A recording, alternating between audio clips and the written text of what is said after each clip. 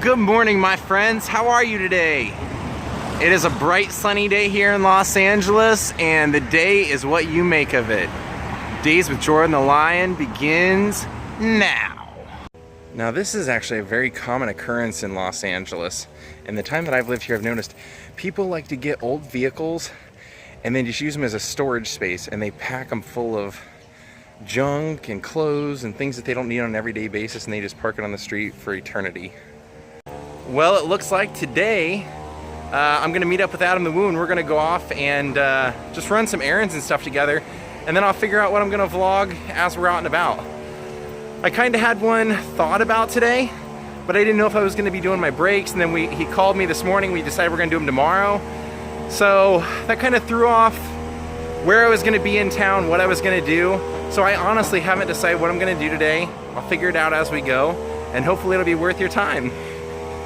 I mean, hopefully every day coming here is worth your time. I like to think so.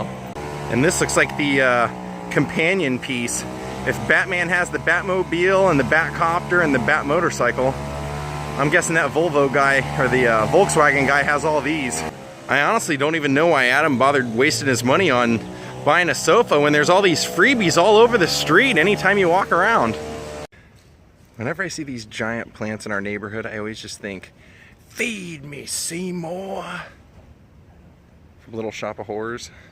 And I know this is not the best possible shot of this house because the house is extremely dark and it's just covered in shade and everything, but this was actually one of the earliest homes that was rented out by Betty Davis when she moved to Hollywood. Check out that interesting like mosaic tiling on the outside of this house. You really think it's like you can actually see what's underneath it and everything. Like I said, these kind of things, whenever I see this, it always makes me think of Simon Radia from Watts Towers. So in yesterday's vlog, when we went to the suit store, I mentioned before we went in that Michael and I had been talking in the car, and I had been laughing the whole way.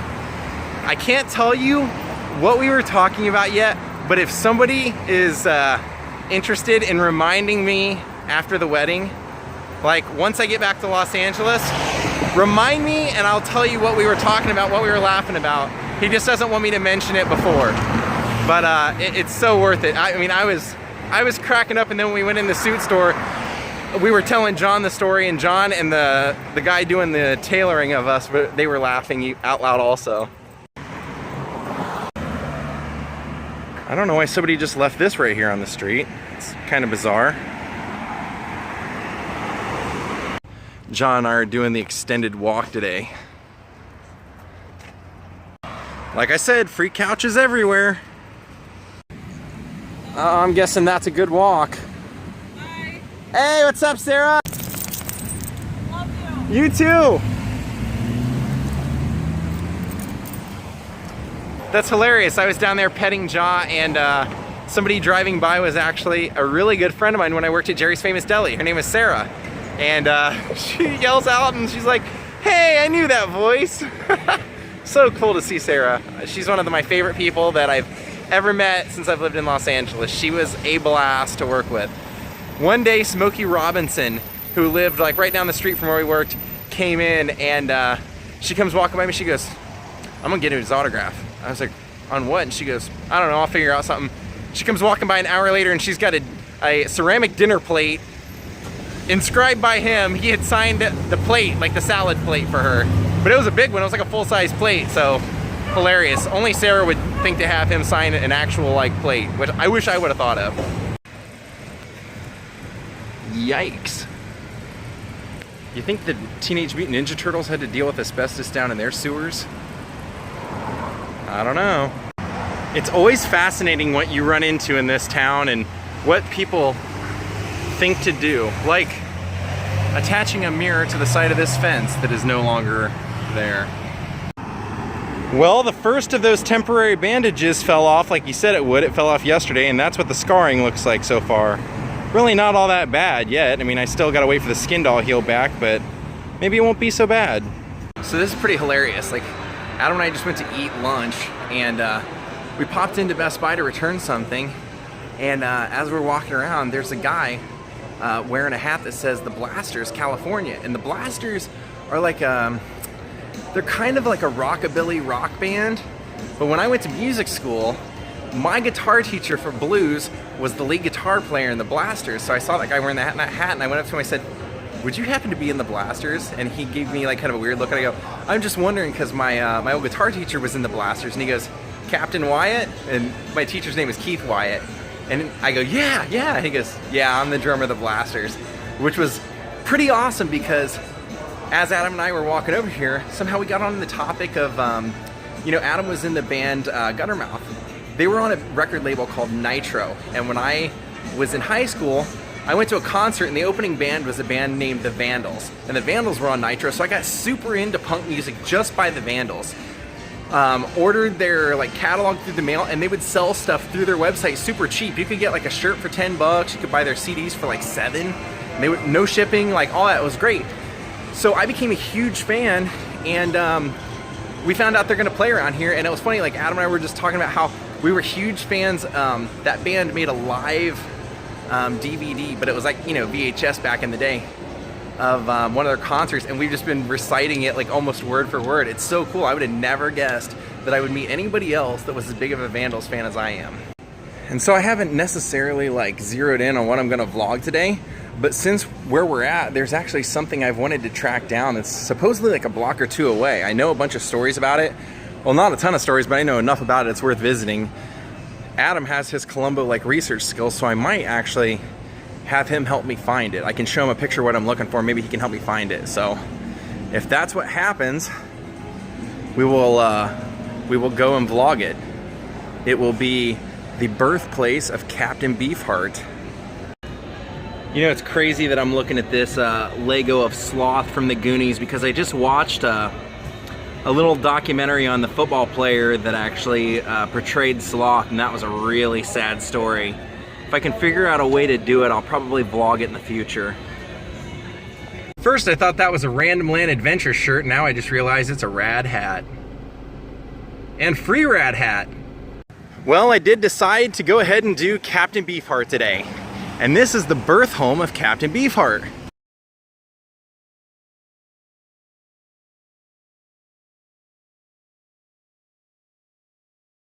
Now, one of the cool things about hanging out with Adam the Woo is that while we were driving up here, we passed by a house, and he goes, that's the La Bianca house. I haven't come to vlog that yet, so I hadn't seen it. But this house right here was the birth home and the house that Don Van Vliet, Captain Beefheart, lived in for the first 13 years of his life. And they actually said that his grandma and grandpa lived next door, and this is where everything with Don started. He said himself that he started sculpting at the age of 4 years old, and he would have lived here when he started that.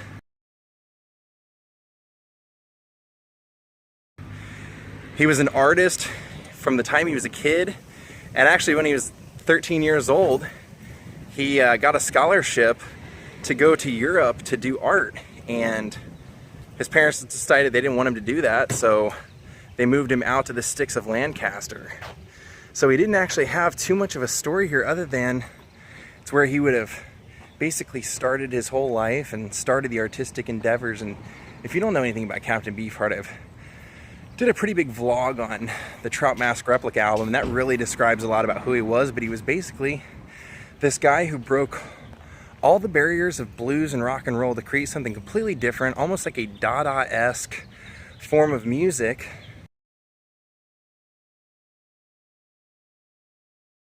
He became known as one of the weirdest, most genius, most misunderstood. I mean, there was really no way to describe Don.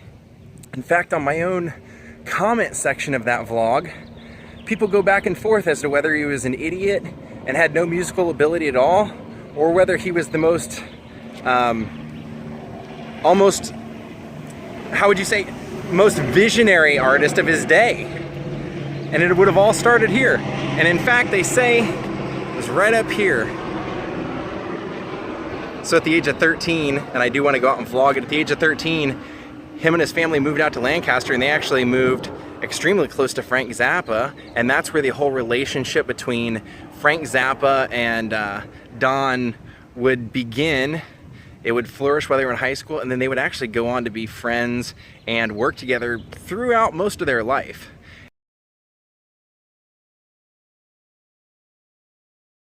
You know, Don made his name primarily early on as a musician, but later on in life, he took the art that he started here, you know, he was doing, like I said, sculpting and painting and stuff. That ended up becoming his focus because he started doing it as a hobby and wanted to put it in a gallery.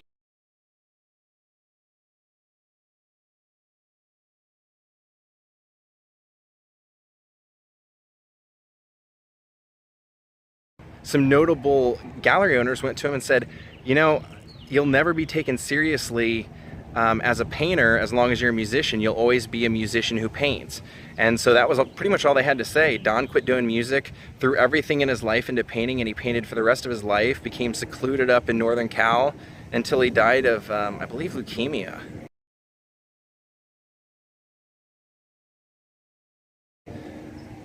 So there it is, Captain Beefheart's birth home. Right here in Glendale, honestly, like just a few blocks away from John Marshall High School, that was featured in the carnival scene from Grease, Hot for Teacher. The library was in Hot for Teacher by Van Halen. It was in Pretty in Pink. I mean, it's been focused in a lot of movies, and that was this neighborhood.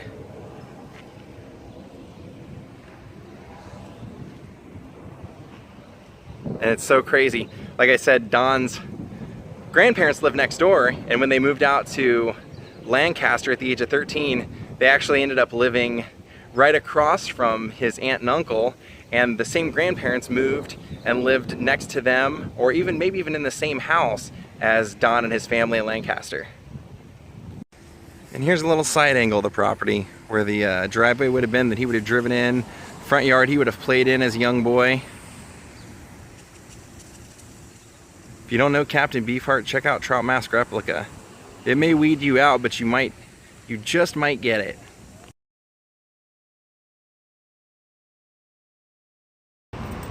Well, I'm back home and hanging out with this guy, and I just wanted to address something, guys. I know somebody's gonna wonder about it and somebody's gonna ask, so I'm just gonna address it now. You're probably wondering why I mentioned Adam in my video today, but yet he wasn't in my video. And it's because he and I talked, and he made a very specific video today addressing something on his vlog. And that's what his whole vlog is about today. And in my opinion, if his vlog was gonna be that, and he wasn't showing anything else in his day, it wasn't my place to invade his privacy by showing anything else in his day.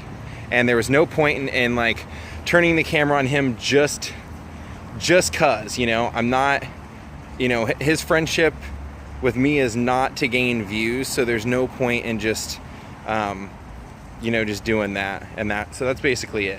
Hope you guys enjoyed seeing a little bit about Captain Beefheart. I'm looking for an address right now. If somebody can help me, if anybody knows of the address where Captain Beefheart and the Magic Band lived when they lived in Laurel Canyon, I have some great stories and a great vlog I would love to do, but I have not yet been able to track it down, and it is not the house that he lived at that Frank Zappa owned. They actually had their own place they got evicted from. I just wanted to end the night by thanking Maria Duncan and Colleen Sackett for becoming my newest Patreons. And I know Captain Beefheart isn't for everybody, but he's a very interesting guy, and if you just let your interest be piqued just a little bit to go watch documentaries or go even just watch him perform one song, I think you'll be captivated, or you'll at least see why everybody else was. And to see that odd, crazy mind started out there was pretty cool to see. So have a great night. I'll see you guys tomorrow, and have a little surprise for tomorrow's vlog. See you tomorrow. Goodbye.